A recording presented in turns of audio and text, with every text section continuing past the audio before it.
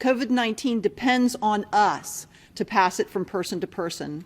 We have a small window of opportunity in which to flatten the spike of infection by taking aggressive steps right now. Today, I have signed an order to stay home and work safe. What it means is that we're asking our community to stay home to the greatest extent possible. We've identified specific industries and ways those industries could stay operating because they are essential. But if it is not an essential activity or an essential business, we're asking folks to stay home and to stay safe. What concerns us the most right now is the modeling that we've seen with our partners at the University of Texas at Austin. That modeling suggests that in the short term, in the next 3 to 4 weeks, our hospitals could reach capacity.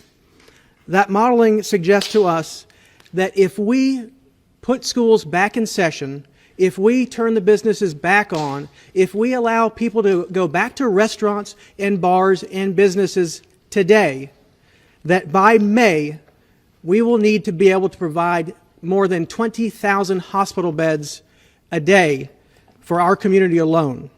Right now, we believe before today that we've been at 50% social distancing through the actions that we've already taken. That has bought us valuable time, and we acted early.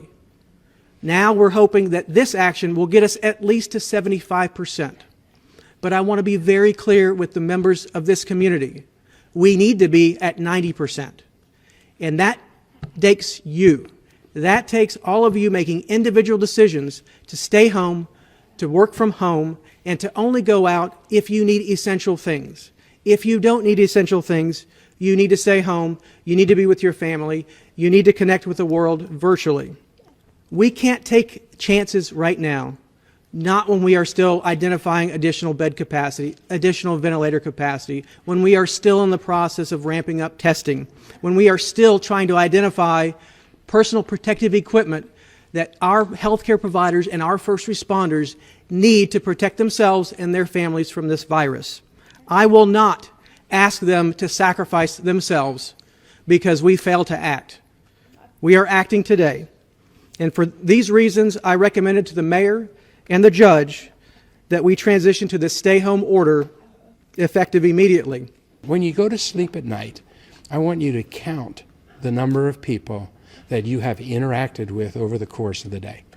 Think through the day, count the number of people, and see if you are successfully decreasing by 90% the number of direct physical interactions that you're having with people. We have to keep track of that number. Everybody needs to do their part in this if we're going to be successful as a community. If we do this, we're going to be able to get through this in a good place. But it's going to take all of us pulling together. We can do this.